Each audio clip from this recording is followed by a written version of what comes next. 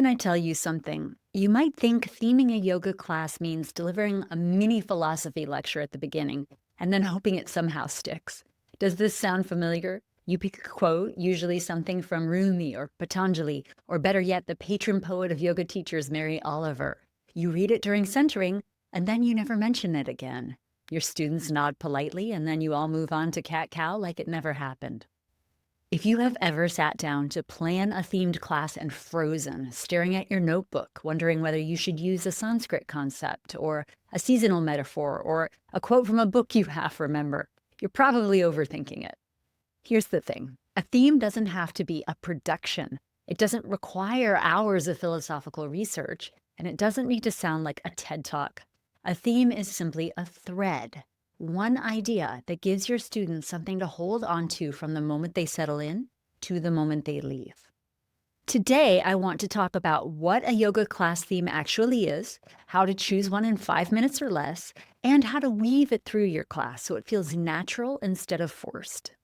I'm going to draw from both volumes of Teaching Yoga Beyond the Poses, the books I co-authored with Alexandra Desiato, which together give you 108 ready-made themes you can use as is or adapt to make your own. I'm Sage Rountree, and this is Yoga Teacher Confidential.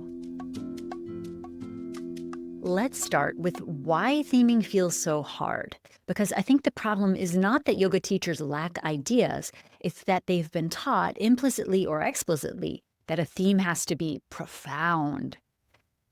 Somewhere along the way, many of us absorbed the idea that theming means becoming a philosopher, that you need to study the Yoga Sutras deeply enough to deliver a lecture on asteya, non-stealing, all while your students hold Warrior II, that every class needs a big idea, capital B, capital I, that if you're not weaving in Sanskrit and citing ancient texts, your theme isn't real, your class isn't real. Now that's a lot of pressure, and it's no wonder teachers freeze. My original career trajectory was academia.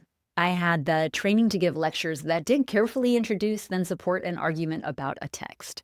7 years of graduate study and the letters PhD after my name gave me some confidence in doing that. But here is what I have learned in 20 plus years of teaching yoga.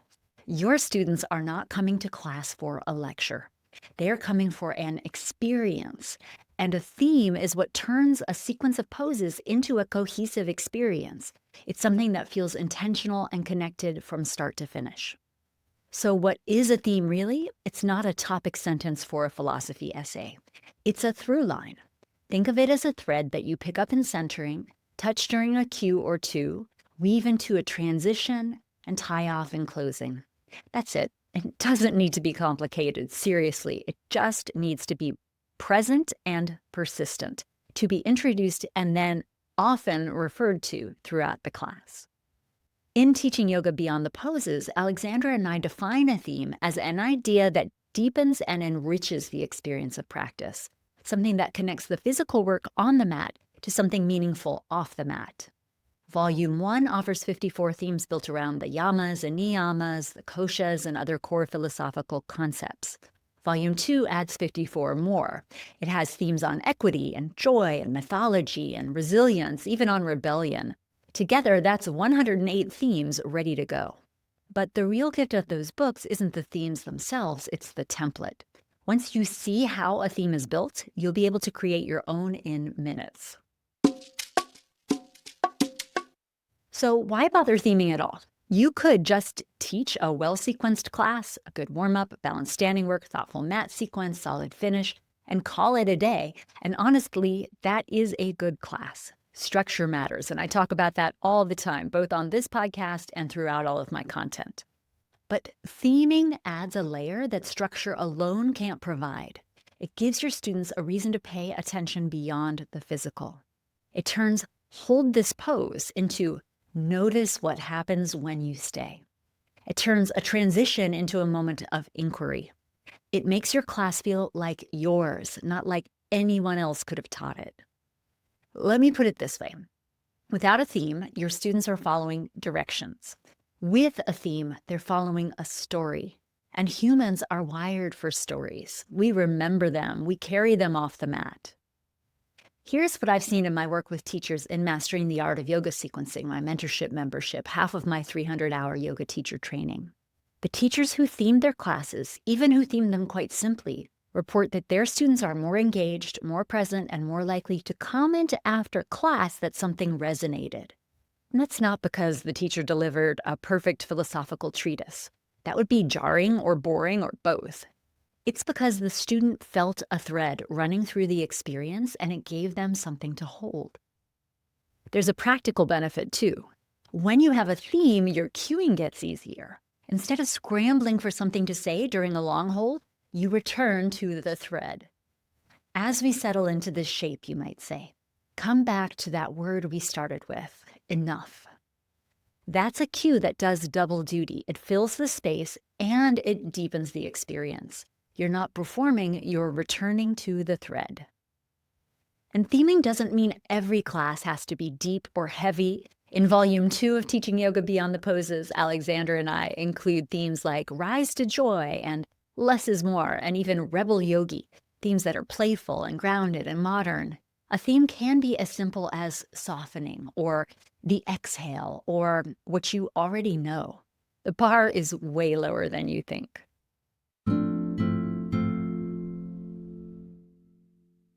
All right, let's get practical. I want to give you a method for choosing a theme quickly, because the number one thing that keeps teachers from theming is the time it takes to come up with a theme.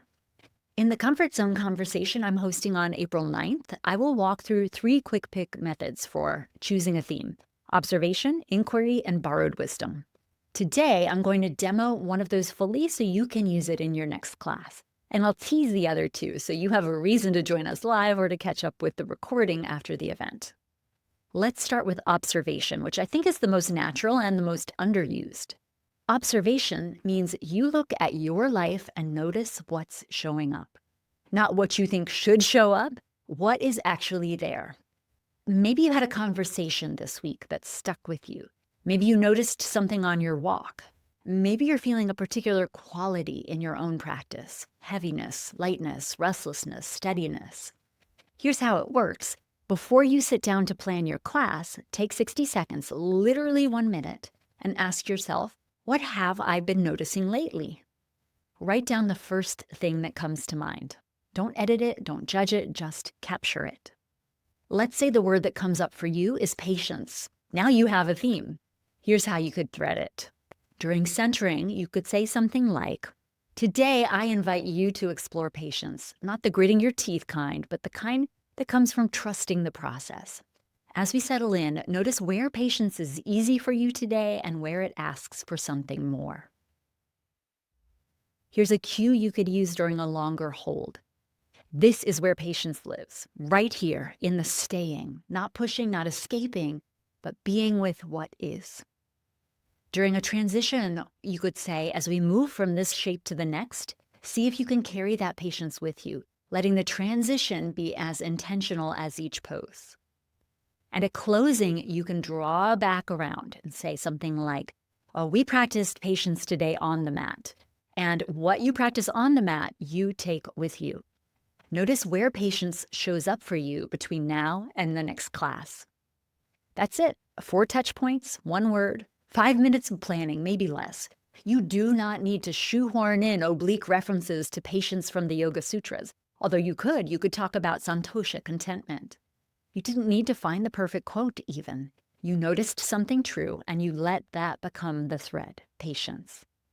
Now the other 2 methods, inquiry and borrowed wisdom, are equally simple and equally powerful. Inquiry starts with a question instead of a word. Borrowed wisdom draws from something you've read or heard or experienced. And of course, the 108 themes in Teaching Yoga Beyond the Poses are a goldmine for this, as is all of your reading and all of your self-study. Each theme in those theming books comes with a complete template. It's got a quote or a concept, language to use during centering, cues you can weave through class, and a closing reflection.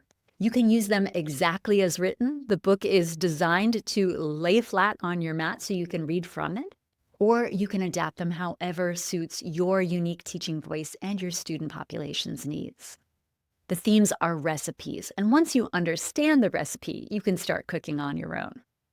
Now, I'll walk through all 3 methods in detail with live practice at my free Comfort Zone conversation on April 9th at 2 p.m. Eastern. We'll take one theme and build it together from a single word to a woven class plan. I'm thinking of it almost as an improv exercise. If you are in the zone, my free community for yoga teachers, you can RSVP there.